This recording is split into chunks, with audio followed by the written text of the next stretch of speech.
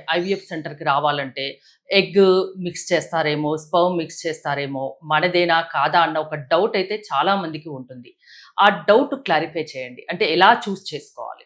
ఇది చాలా ఇంపార్టెంట్ విషయం అండి. ఫర్టిలిటీ ట్రీట్మెంట్‌కెళ్ళాలి అనుకున్నప్పుడు ఏమేం ఫ్యాక్టర్స్ చూజ్ చేయాలా? హ్మ్. దేన్ని బట్టి వాళ్ళు ట్రీట్మెంట్ తీసుకోవాలా? అనేది వాళ్ళకి చాలా డిఫికల్ట్ డెసిషన్.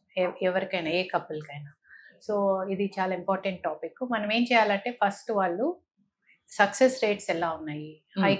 పబ్లిష్ చేసినయి కరెక్టా కాదా? అనేది నిర్ధారణ చేసుకోవాలి. అలానే డాక్టర్ ఒక ఎక్స్‌పీరియన్స్ ఏంటి? వాళ్ళ success rates. Clinic success rates ఏంటో చూడాలా? అట్లానే డాక్టర్ సక్సెస్ రేట్స్ కూడా ఇంపార్టెంటే. ఒకే క్లినిక్‌లో ఉన్నా కానీ హ్మ్. ఎక్స్‌పీరియన్స్‌ని బట్టి, వాళ్ళ అప్రోచ్‌ని బట్టి సక్సెస్ రేట్స్ మారుతా ఉంటాయి.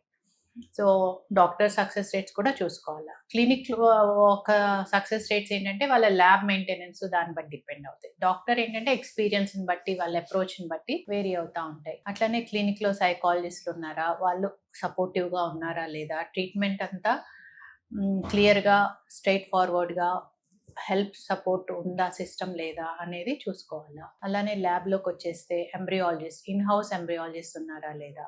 వాళ్ళు ఎక్స్‌పీరియన్స్‌డ్ అవునా కాదా? లేదా ఆ డెవలప్‌మెంట్ అది ఎట్లా మానిటర్ చేస్తున్నారు? ఎంబ్రియో క్వాలిటీ ఎలా వస్తుంది? ఇన్ హౌస్ క్వాలిటీ మేనేజ్‌మెంట్ జరుగుతుందా అంటే ఈ లేదా? ఇన్ఫర్మేషన్ అంతా ఎక్కడ దొరుకుతుంది మ్యామ్? వచ్చి చూసుకోవటం, ఆన్‌లైన్‌లో చూసుకోవటం. అంతకుముందు అలా పేషెంట్స్ ఎవరైనా పేషెంట్స్ ఉంటే రివ్యూస్ ఎలా ఉన్నాయి? హ్మ్. ఇప్పుడు ఏంటంటే ఎన్ని ట్రీట్మెంట్ స్టార్ట్ చేసినాం, ఎంత సక్సెస్ రేట్ వస్తుంది అనేది కొంచెం మాట్లాడుతా ఉంటే తెలుస్తా ఉంటది కదా! డాక్టర్‌తో వచ్చి అయిన కూడా మాట్లాడొచ్చు.